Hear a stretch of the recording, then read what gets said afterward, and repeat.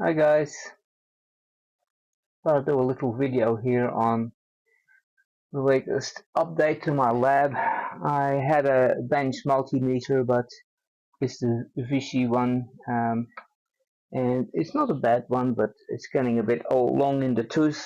Yeah, a couple of times it's kind of stopped working, and then I had to turn it on and off to make it work again. So I guess it's time for a refresh, and also I wanted to get something a little bit more accurate. So I was looking at AliExpress, and they had a sale on, I think it's Memorial Day or something, and I actually bought this thing for $575, including shipping, free shipping. So I thought, well, that seems like a good price. Right now they are $887 on this uh, page in AliExpress, but there are some others where they're like 625 or 50 or something like that. They vary widely and different sellers, but it's kind of I thought it was kind of a pretty good device. It has let's have a look if I can get back to here. 6.5 digit resolution, 30 kilo samples per second, and it can actually do 0.1 microvolt resolution and so on. 2,200,000 counts. Now the one I got the basic model. Now all the models are exactly the same. They don't, the performance on them is exactly the same, but they vary in the amount of I/O they got on the back. This is the one that is fully fledged, you could say. It's got a GPIB, mine doesn't have that. It's got a LAN, mine doesn't have that, and it's got an alternative input at the back, which mine doesn't have either. All I've got is those two B and C connectors, USB, and an RS-232, and of course the power socket. And so the one I've got is the HCM3065, and as you can see, they are exactly the same. All of them are just the back, as I said, is different. I've got USB and RS-232 485, and everything is on the front panel. I also got, that came with it, was a certificate of calibration, and I like the fact that they did it on the 1st of June 2024, so that's only the first day of this month. So and within the first 90 days, this is the accuracy that you would expect. So I can actually go to my little voltage references and so on and actually note down. It should be more accurate than what actually my cheap little voltage references are going to be. And interestingly enough, when I was looking into this, I found that this is it didn't come with any manuals or documentation whatsoever other than the certificate of calibration, which I'll show you in a minute. But according to the, I was looking for how I can connect it up to software, and because I want to do some, connect it up with something to put it on the screen during videos and stuff, and it actually directed me to the Keysight website to download their software. So then I started to have a look at the, this is the specification sheet of it. But then I started to look at the Keysight website, and I realized that they have a completely identical model. I mean, the front panel is exactly the same. The software looks the same. I wonder if they make these things in the same factory or something. Everything is just identical with very minor differences, like this is an oval button on the HANTEK one. It is rectangular. This one says select on the HANTEK one. It says OK, but the rest is exactly the same. Of course, I do not have this little button here because I don't have a rear input, and the HANTEK one for some reason has two extra little buttons. Let me see where the camera is. There it is. It has two extra little buttons that the Keysight one doesn't have, which is over here. You can actually load presets with it, and this is for help, but other than that it is entirely the same. Keysight calls that true volt, and they say true RMS. I guess I do not know exactly how they got away with that, but that's what it is. So, and of course, if you look at the, let me go back to the display here and get rid of this. And if you look at the price of the Keysight one, it's $1,865. So I paid $575 all told. That's roughly $1,300 cheaper. I would never, I wouldn't want to spend, $1,900 for a multimeter just for hobby use, basically. But 575 seemed to be a good deal to me. In any case, there are videos on YouTube that do complete tests of these things and teardowns and stuff, so I decided that I don't need to duplicate that. The thing, as I said, came with this certificate of calibration, and it was done on the 1st of June 2024, and on the back there it actually tells you to go to hantek.com to get your stuff, which I did. I downloaded the manuals and I got the software from Keysight, but I can install it, but basically it's a bunch of drivers and you still need some other software in order to display, and I got to look into that.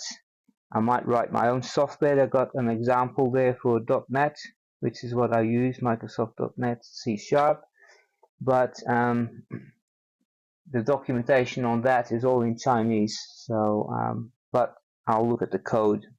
Maybe I can work out what it does, and so on and so on. If I do, there'll be another video on that. In any case,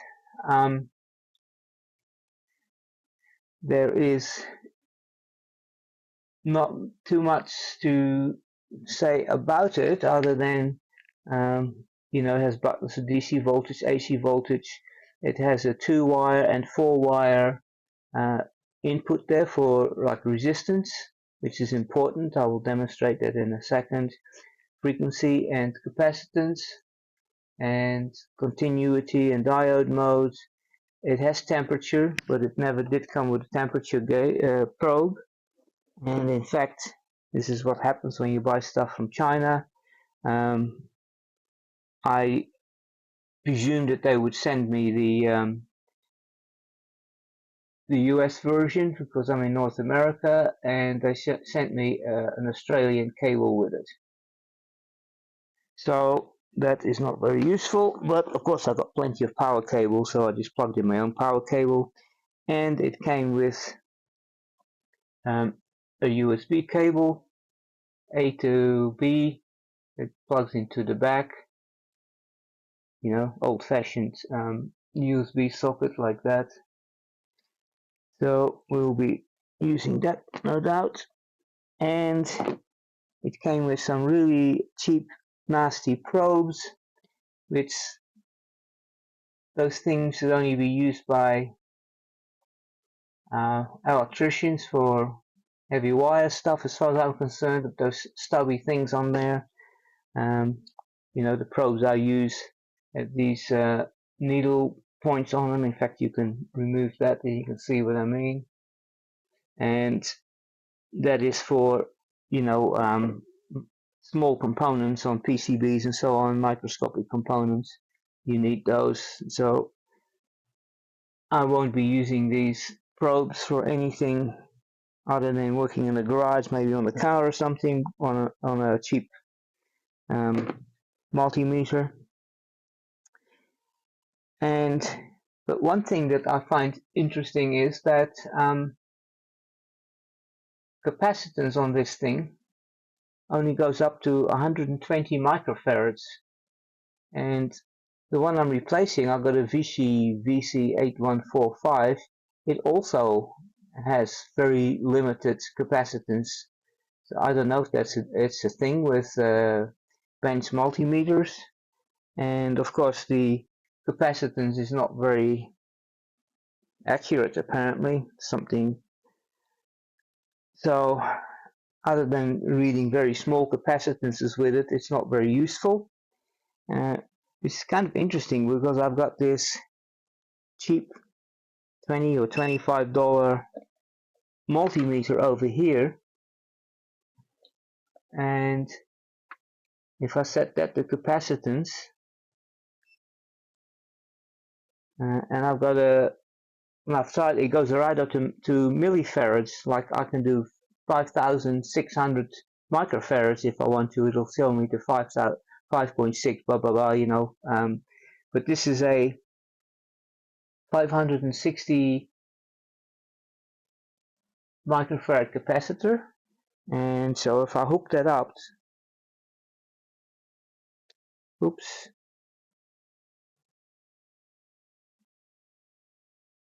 takes a little while. You know, 550, 55, 555.6. Oh, it has 556. You have to hold it for a while to get the exact capacitance reading. That's normal for multimeters. Now, multimeters read capacitance different than an LCR meter. I always use my LCR meter for capacitance anyway, so I'm not too worried about it. But when I go to this thing over here, I have to hit the shift key and then go hit that button there, and now it says auto range. Now I'll do the same capacitor on that one. I can move this one.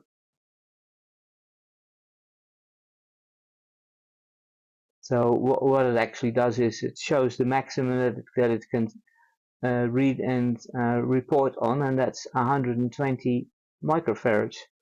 But it is a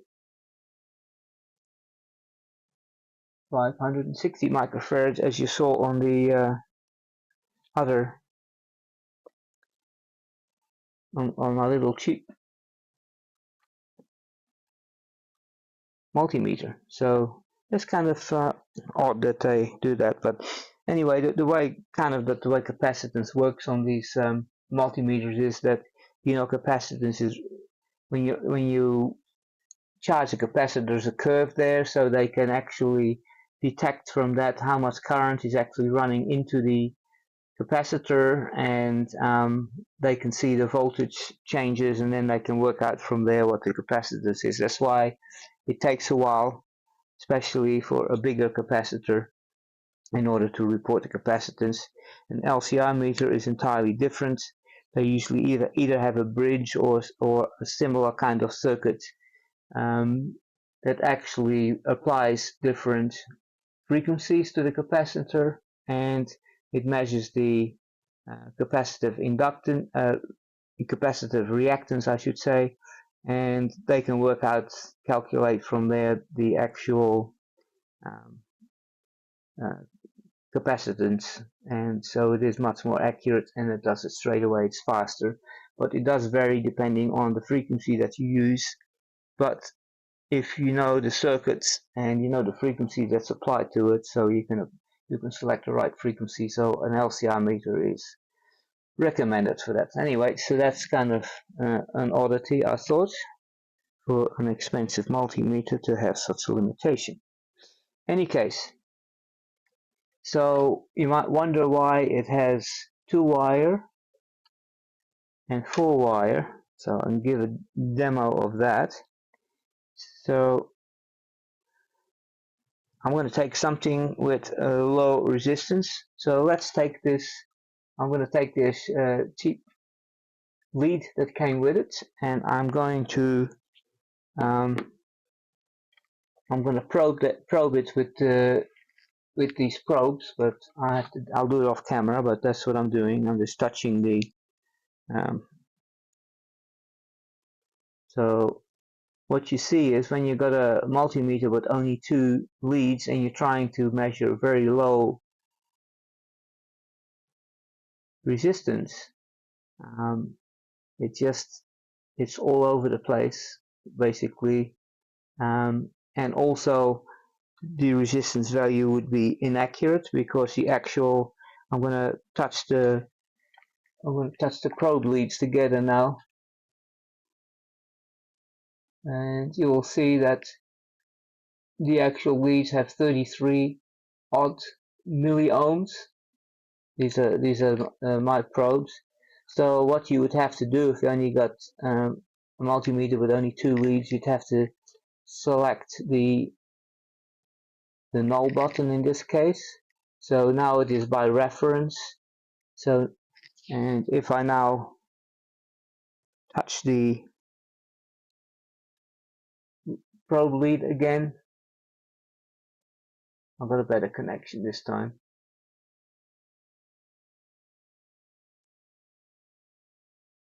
It's coming back with 33.5 milliohms. But now, if I use a 4-wire mode, now it didn't come with any probes to do that with, but I made up my own a while back for other purposes. I have a proper milliohm meter, and I can use these on that. So this is what we're going to plug in, and we will set it to shift 4-wire mode. So you can actually see that here, 4-wire resistance. We don't want the null thing on anymore. And so basically how that actually works is the actual connector here, as you can see, has 2 wires coming out of it.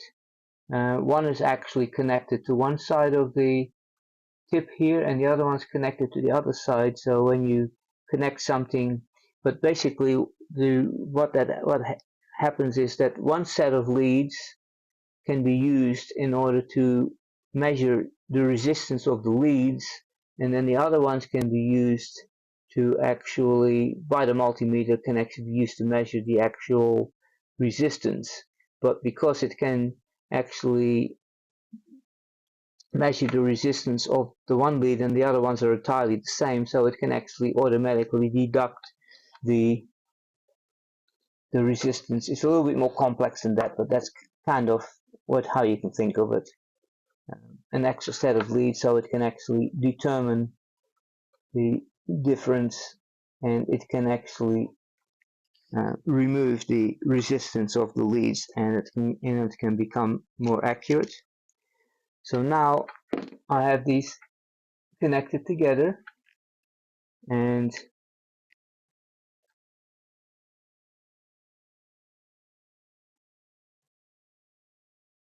it is coming back with 8 milliohms. Now it depends on the temperature and stuff, and how well you can. It's so little resistance, like if I squeeze it with my finger, it goes down. And earlier on I did the same thing, and it actually had. I wonder what happens if I swap some of these leads around. Not much. 7 milliohms, 6 point something.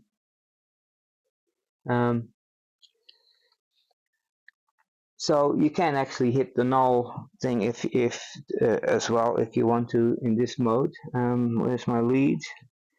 Over here. So this is the same lead that I was.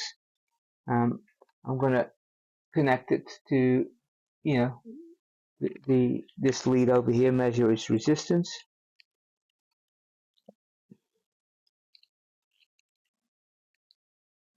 Okay, so I've got it connected like that, and now it's coming back with 27.9.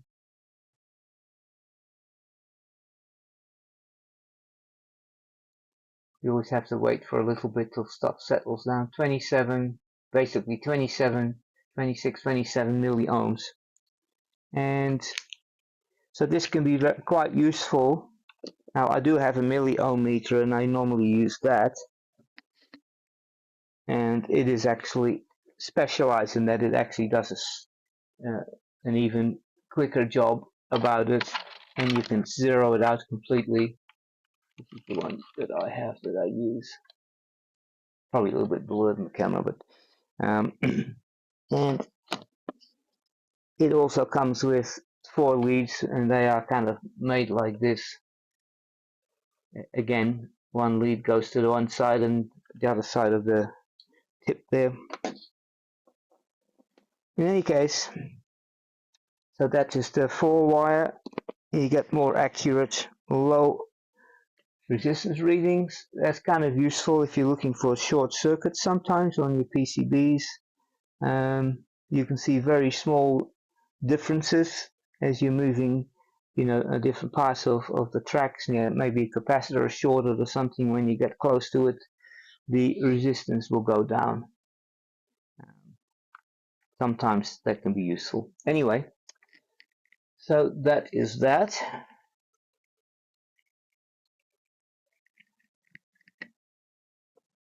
Put these back in.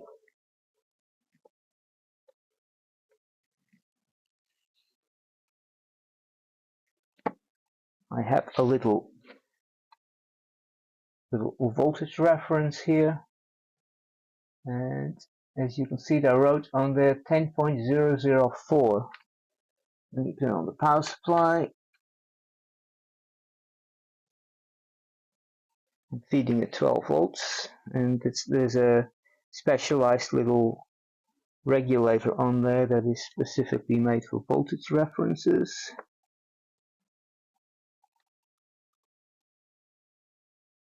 Okay, better put it on voltage first.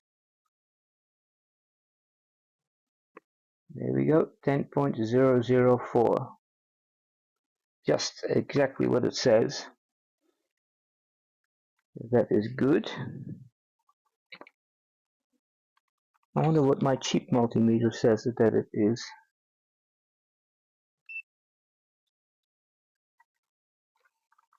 Just curious.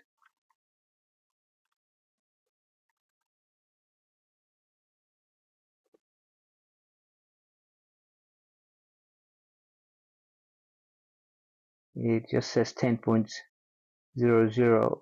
I guess that is kind of correct because 0.4 is less than 1, so it doesn't say 0. It just hasn't got the accuracy. Alright, and then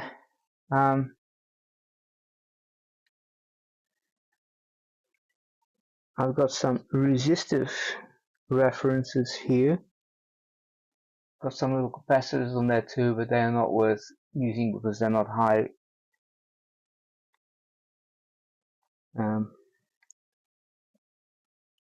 So this is supposed to be 10.00, is it?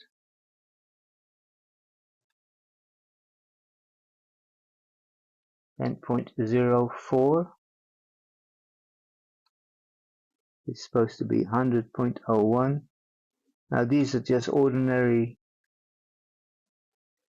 they're actually ordinary little chip resistors. There's nothing special about them, so with temperature they will change a little bit. So it's just kind of, rough enough, good enough reference kind of thing. This is 1K. supposed to be 1.001, but it comes back with 999.98, and I will trust the multimeter on that because it's been calibrated.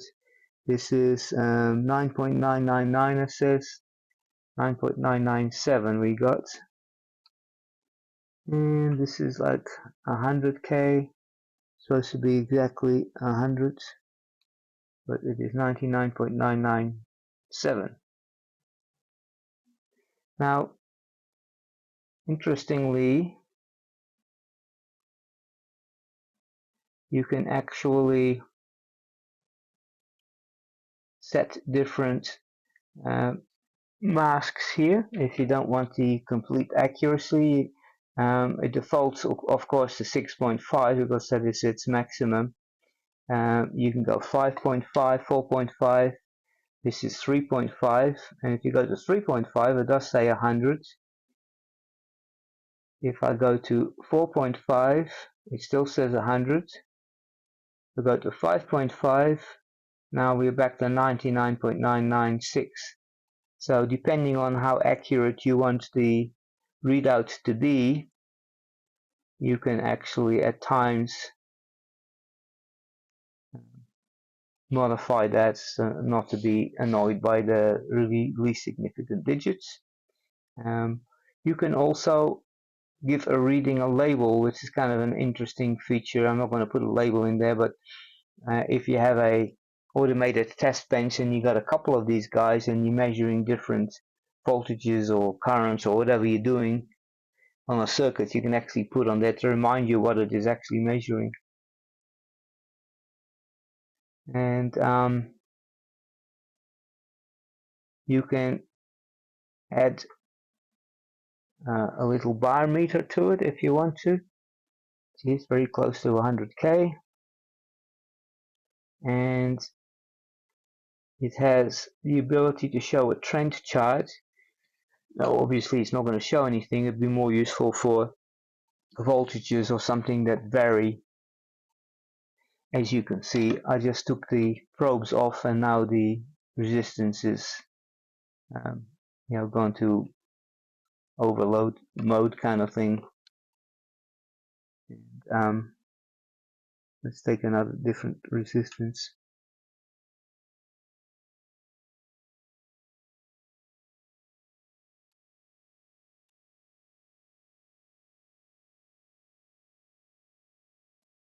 So that over time you can have it hooked up, then you can check what the,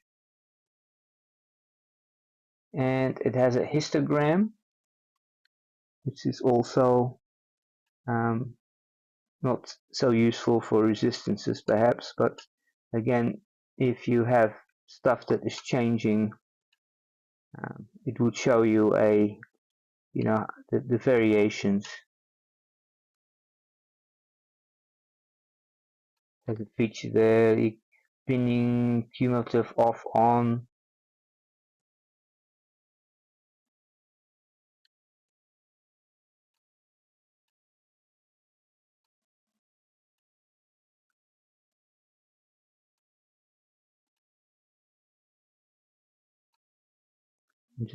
I'm just touching the different resistance values here.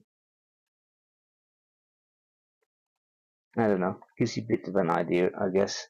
As I said, more useful for like voltages or currents or something. You would be able to check the variations and so on.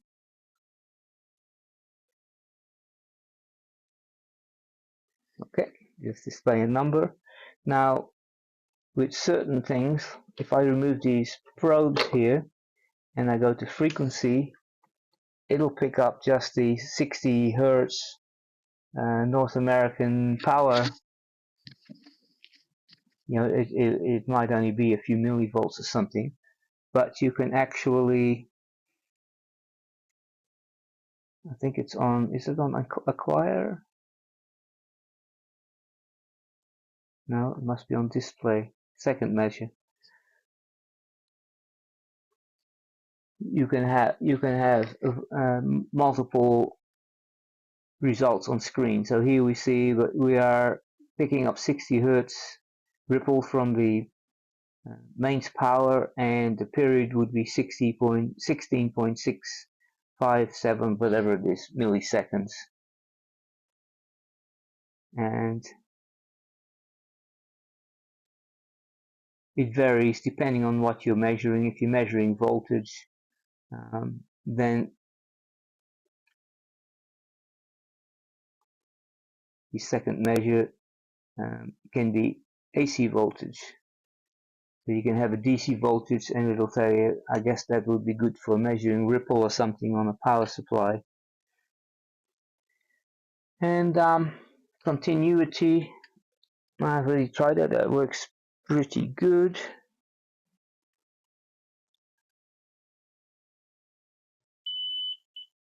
As soon as you touch it, it beeps, no delay. You can turn the beeper on or off, and there's a thing there called probe hold. There is mathematical features there. I'm not going to go into all of those things, but basically if you go to probe hold, you can actually, well, let's try it out.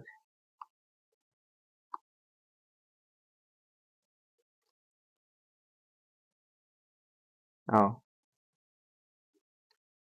need to go to something that supports it.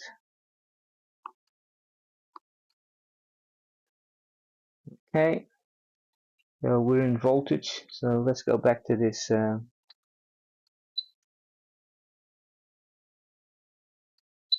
See, each time I touch the probe, it'll take a reading,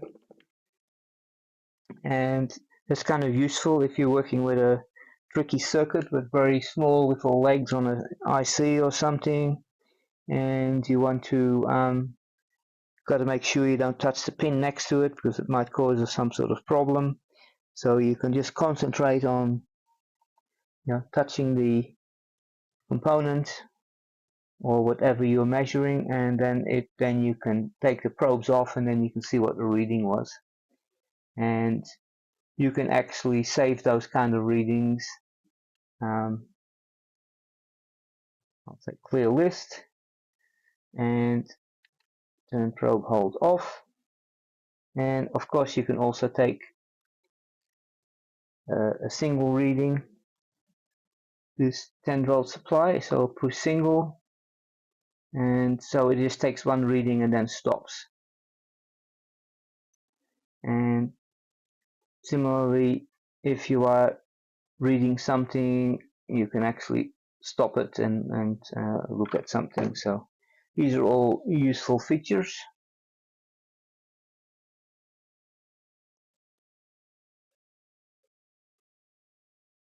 And the math function, you can actually define, use dB, dBm. There are statistics there. You can set limits. You can set the null value. These are all features I haven't looked into too closely yet. I've got to read up on the documentation, but it has ways of calculating values in decibels or dBms. All good stuff. Okay, so that's basically what it is. So that will be useful to have as an upgrade to my lab here. And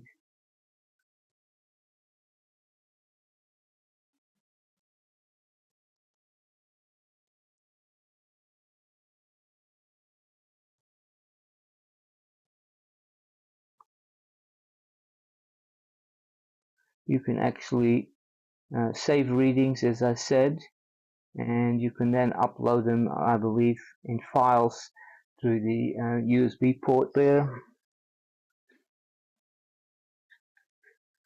Okay, well, I thought I'd insert that before we finish with this little bit of a discussion about this HANTEK HCM3065. So the manual actually pointed me to this Keysight website, and I downloaded the IO lib suite as they suggested, and installed that, and I picked up some additional drivers here which don't seem to do anything, and I also found on the Keysight website a BenchView Basic which doesn't need a license, but it doesn't work. So what I found is that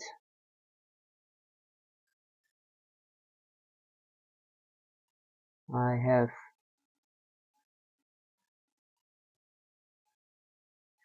installed this I/O control thing, which is actually running here, and if you click on it,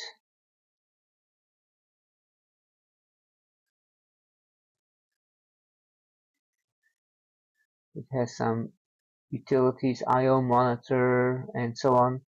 That seems to work with it, and there is a connection expert. If you go there, it will find the HANTEK device. I do not have this BenchView software. They seem to want $55 a year license for it, but I thought I would try the basic one, which doesn't need a license. And there is this command expert, which seems to not work properly either. If you say identify instrument,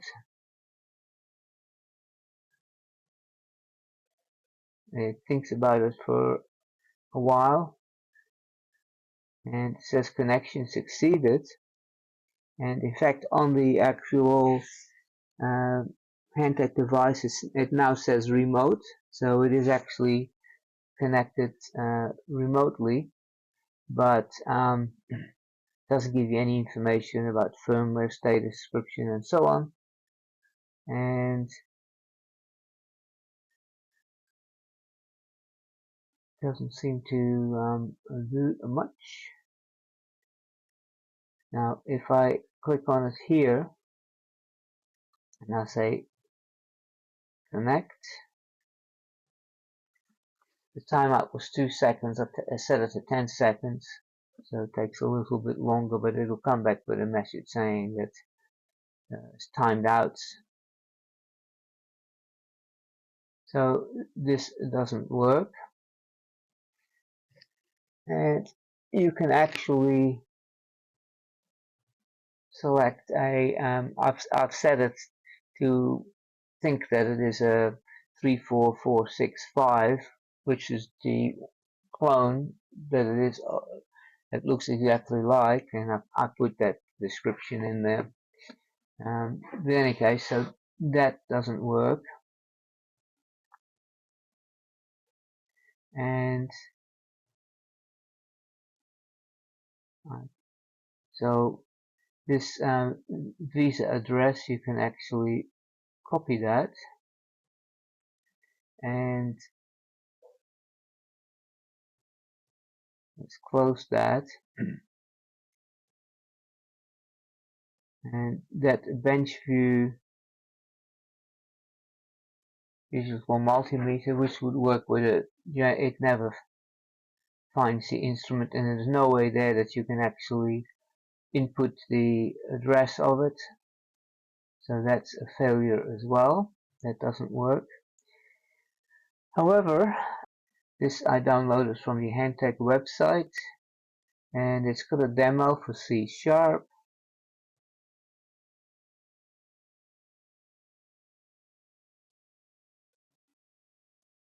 The documentation is in Chinese, so I can't read it, but that doesn't really matter. Here's the solution, so we can actually open with Visual Studio, and I've already made a change to it. It was set for .NET Framework 5, but I've updated it to .NET Framework 8, as you can see there. I can actually build it.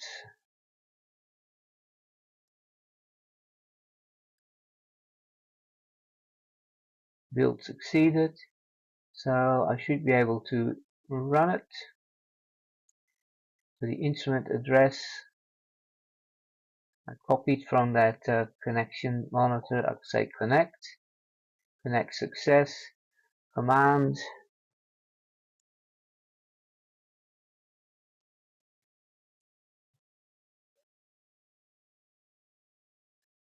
So the commands would be a skippy command.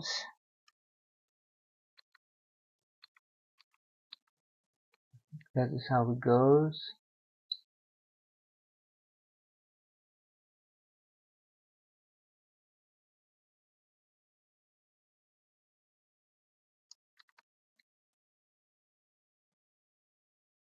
Okay, forgot the question mark. So this is identification, so it's coming back. I sent the skippy command star IDN question mark, comes back with HANTEK. So that's the model number and the firmware version 2.006. So that seems to work. So what we're going to actually do is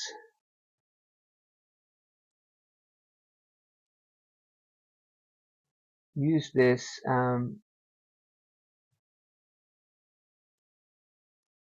software here, which I'm going to actually copy to my own project. I have projects for the various, like this one here. Is it that one? That one here. I haven't got it connected, but I created a project. It looks like this, and you can actually connect, and it uses Skippy in the background here. I'm not actually going to, so I'm going to copy that project, and I'm going to go and copy some of the code from there, and I'm going to write my own interface for this thing so that I can display the on screen, you know, the values and so on.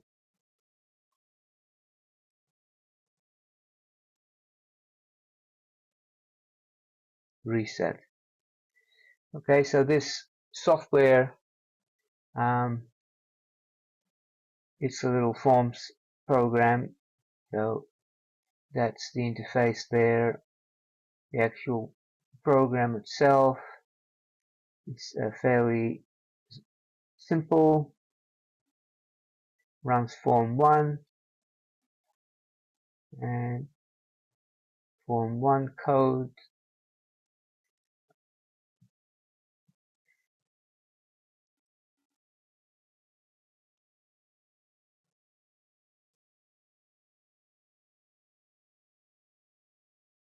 It calls into that visa thing, find devices, and so on and so on.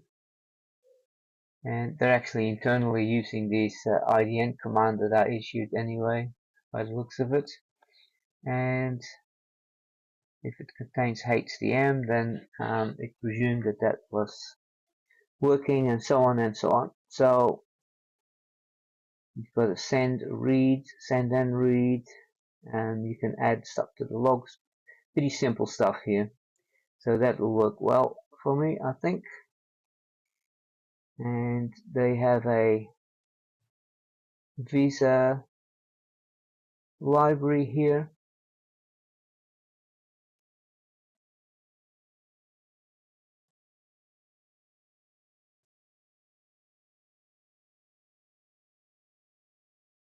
Calling the visa 32 DLL.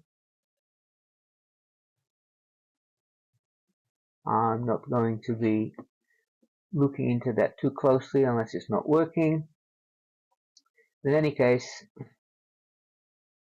somebody else has created this library, and it's got all the Visa. Now Visa is from National Instruments. It's a library that almost all the instruments from all the different manufacturers, including O1 and so on, use as a basis, and the Skippy SCPI or whatever it's called is like a command language, as you can see. That sort of star IDN is one command, and it's got lots of commands. You can actually see those commands from, even though it's not working, but the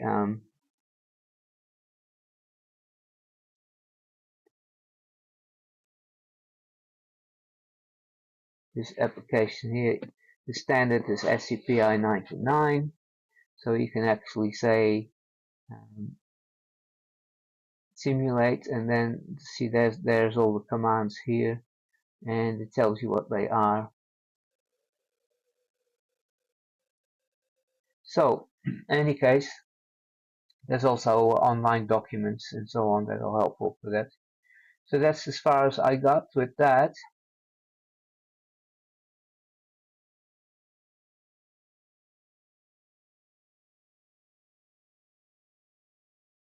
So I'm going to write my own software. That'll be fine. I've got enough resources here to do that.